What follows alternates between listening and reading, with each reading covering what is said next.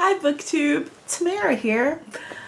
And I realize that it's the middle of March, but hey, let's talk about what I read in February.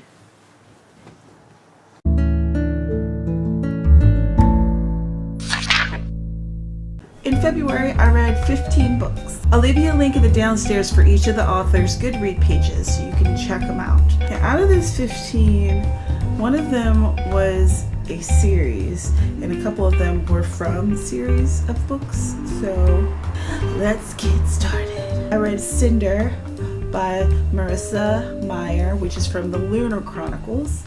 I gave it 4 stars. I don't know how I didn't realize that Cinder was part of the Lunar Chronicles. I don't know why that didn't connect to me. So I went into it thinking it was a standalone, and I was reading it and I was very confused. It's like, this doesn't feel as though it's going to resolve. There's a lot happening in these last 30 pages. Oh no. I really enjoyed the read. It was a very fast read for me. Cinder takes place in the future in New Beijing. I like the idea of Cinderella being a cyborg.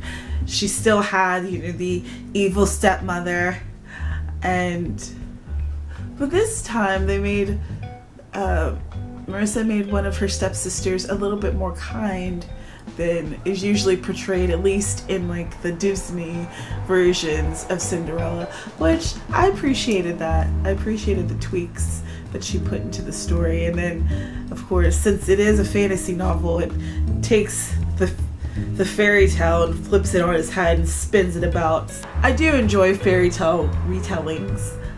In fact, I was thinking about doing a video on the retellings that they do on YouTube of different books and literature in general.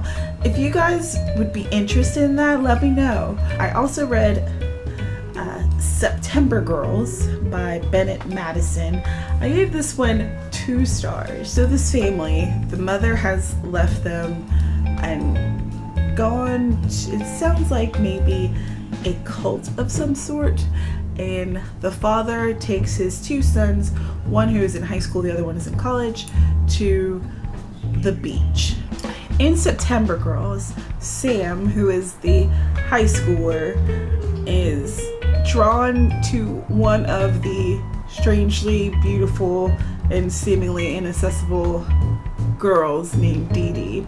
But he notices that all the girls are kind of drawn to him and flirting with him and being very, very, very, very strange for him, because he's usually not the guy that girls flock for.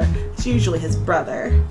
And his brother is kind of ticked off by this strange turn of events. And as the story progresses, the brothers realize how truly different these girls are. I enjoy books that have a male protagonist. That's perfectly acceptable with me.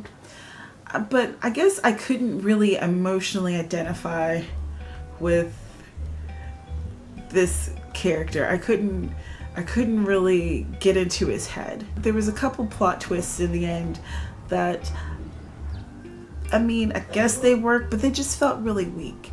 I don't know. The story just didn't work for me. Dolls by Kiki Sullivan. I gave this one 2 stars as well. In the Dolls, Ebony moves with her aunt from New York back to her childhood home in Louisiana. As she is going through typical teenage life, starting high school, trying to meet people, she realizes that there's a very set difference between people who live on her side of town and people who live on the other side of town. And the two really don't intermingle a lot, even within the school. And then as the story progresses, she starts to find out why her side of town is so different and why this entire town is a gated community. I thought the story was interesting, but there was a major concentration of pretty superficial ideas that the author was working on so many really interesting fantasy elements that it felt as though concentrating so much on the clothes and the makeup and things of that nature kind of took away from the experience for me. And so basically that's why I gave it 2 stars. And then I read Destroy Me.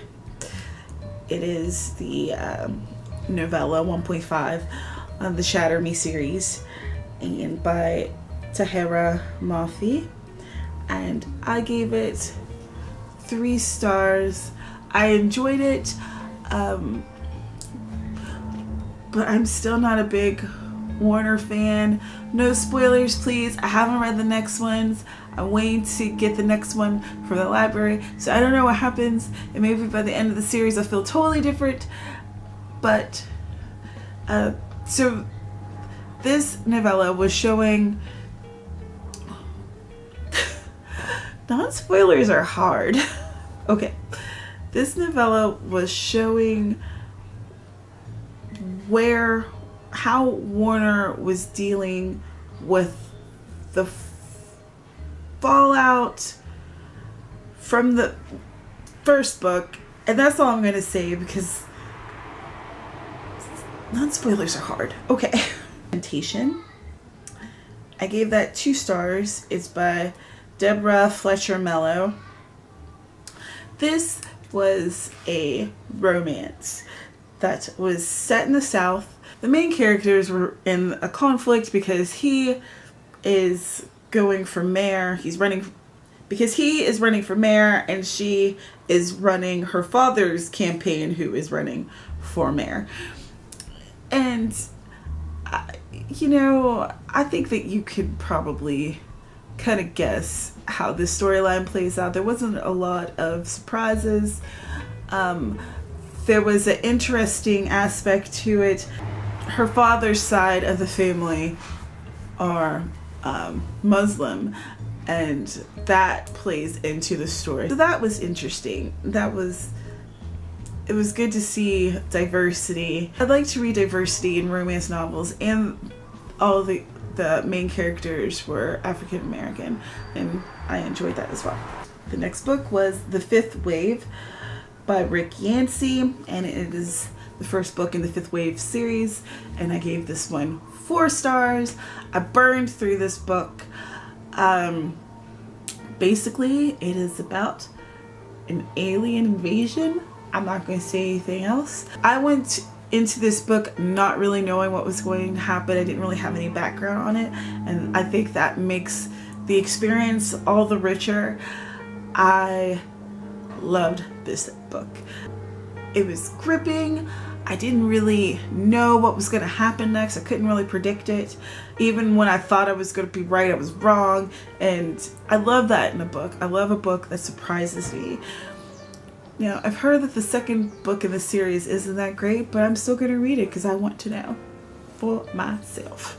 I read Cruel Beauty by Rosamund Hodge, and I gave that one 3 stars. Cruel Beauty is a take on Beauty and the Beast. Before Nyx was born, her father made a deal with the evil overlord of the land that basically promised Nyx to him. When she turns 18, she is to marry him. She was only as useful as she was to be a savior, not really as a person. So she grew up being taught that aspect of life and not really being shown much affection and love, whereas her sister was adored and doted upon. Then she weds the man and things happen. Spoiler-free reviews feel very unfulfilling, don't they? I didn't really like her character. I felt like she could have grown a bit more in order to be a bit more dynamic and interesting. I wonder if I gave it 3 stars, first star because I I love the cover so much. So I'm really not sure why I gave it 3 stars. So I didn't really enjoy any of the characters, to be honest, and the world building was a little off. There seemed to be a lot of Greek gods and goddesses influence, but that also seemed like it could have taken place in the 18th century, and I don't know, all the elements were just a little bit confusing. I was sick in February, so I was down for maybe 3 days or so, and one of the things I like to do when I'm sick, I go back and read books that are in a big series. So I didn't want to reread like Harry Potter, so I read the Ghostwalker series by Christine Feehan. They were basically, all of them were available at my library. The Ghostwalker series is a series that's paranormal romance. In each book, you learn about a different team member of the Ghostwalkers, which is basically an experiment that this kind of evil mad scientist type did on some volunteers in the armed forces. He conducted these experiments that were supposed to just kind of boost their natural abilities, so make them run a bit longer and give them special abilities in order to be able to communicate telepathically with their other team members. But he also conducted a lot of more very unethical experiments on them and an unfortunate group of girls.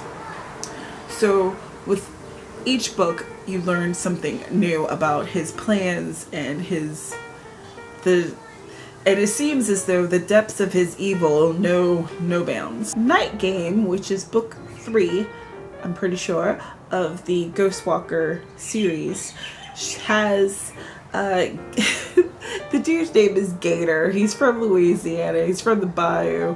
I mean, you know, it's Gator. And her name is Flame. She likes to go by Flame, but her name is actually Iris. Gator is sent down there to retrieve her for the Ghostwalkers, but she's convinced that all the Ghostwalkers are still being wholly manipulated and controlled by the evil giant scientist overlord in it. So they both have their unique set of abilities, and they find that their abilities work very well together, and they end up working together to find this girl who has gone missing in the bayou.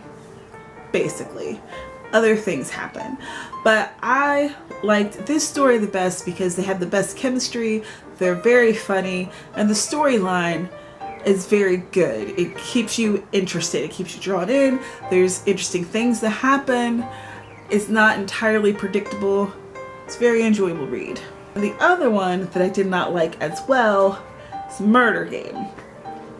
Murder Game it starts off with Tansy. She's in the tropics. She's taking photos of this particular lioness for National Geographic, and she's been with this lioness, I mean with her, not like sitting beside of her, but you know, at a safe distance away, taking photos because she's about to give birth.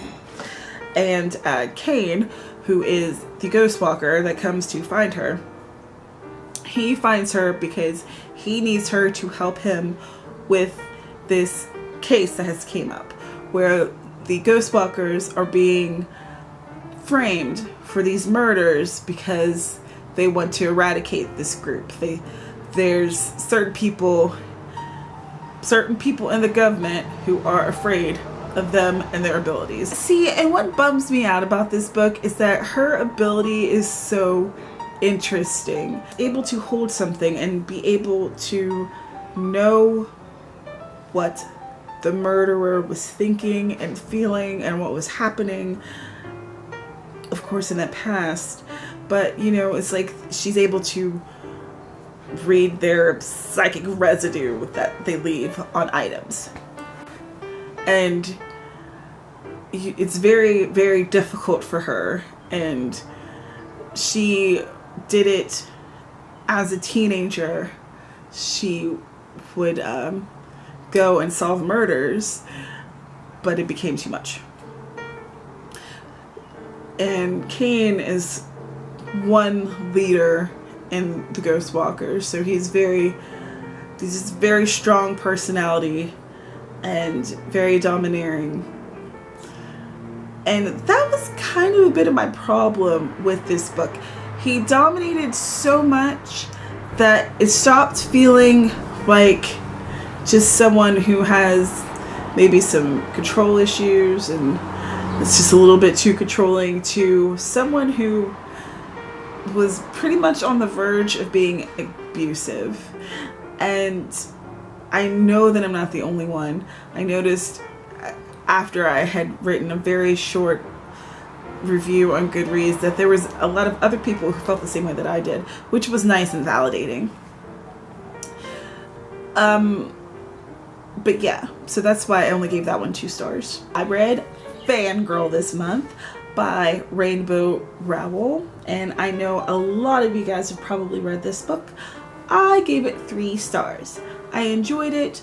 It wasn't my favorite, but I didn't hate it. 3 stars. Kath is a fangirl of the series of books, the Simon Snow series, which as I was reading, it was obviously a lot like Harry Potter. She is the introverted twin who writes fan fiction, and under her pen name she is known all over the world. She has millions of people who read her fan fiction, who read it almost as religiously as they do the actual Simon Snow series. In the book, the 2 twins are starting college, and she's really not about that life. She would prefer to just stay home and for things to not change. But inevitably, things have to change. And it's kind of a story of her growing into herself, who she is apart from her twin.